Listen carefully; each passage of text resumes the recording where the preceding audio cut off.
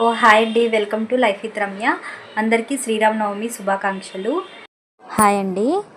Festivals అనగానే మొదటగా మనం స్టార్ట్ చేసేది కుంకుమ పసుపుతోనే కదా. నేనైతే ఇలాగ గుమ్మాలకి తలుపులకి పసుపు రాసేసుకున్నాను. అలాగే స్టవ్ కూడా పసుపు రాసి బొట్లు పెట్టాను. నెక్స్ట్ ఇక్కడ నేను పూర్ణాలు వేస్తున్నాను. పూర్ణాలు వేయడం నాకు అంతగా రాదు, కానీ ట్రై చేశాను. ఇక్కడ వచ్చేసరికి నేను చింతపండు పులిహోర చేస్తున్నాను. మా వారికి చాలా ఇష్టము.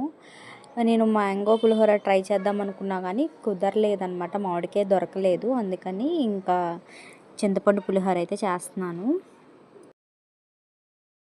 డ్రెస్ చేంజ్ చేసుకున్నాను. వెంటనే ఇంకా పూజ చేసుకున్నామన్నమాట. చిన్న పూజా మందిరం అన్నమాట మాది. ఉన్న ప్లేస్లోనే హ్యాపీగా మనస్ఫూర్తిగా దేవుడికి ఒక నమస్కారం అనేది చేసుకున్నాము. దేవాంశు నేను గంట కొడతా అన్నాడు. సరే అని వాడికి ఇచ్చాను.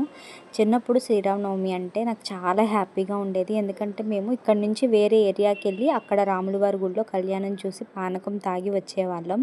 ఎంతమందికి ఎక్స్పీరియన్స్ ఉంటే కనుక కామెంట్ సెక్షన్లో చెప్పండి. పొద్దున్నే స్టార్ట్ చేశాను పనులన్నీ. నా పూజ అయ్యి నేను లంచ్ టైం అయ్యేసరికి కరెక్ట్గా 12:30 అయిందండి. ఈరోజు 20:4 ఇంటర్మీడియట్ ఫాస్టింగ్ డే 5 అండి. ఈరోజు నేను మనం మామూలుగా పూజలో చేసుకునే పులిహోర, పూర్ణాలు, కొంచెం సలివిడి, అలాగే పానకం తీసుకున్నాను. స్పెషల్గా ఈరోజు డైట్ అనేది ఏం చేయలేదు, ఎందుకంటే మార్నింగ్ ఉపవాసం ఉండి పూజ చేస్తాం కదా. అందుకని చెప్పి పూజ అయిపోయాక ప్రసాదం ఏదైతే ఉందో అదే నేను తీసుకున్నాను. నేనేం తిన్నానో ఆ ప్లేట్ మాత్రం మీకు చూపిస్తాను. డే 4 అప్డేట్స్ నేను రేపటి వీడియోలో ఇస్తాను.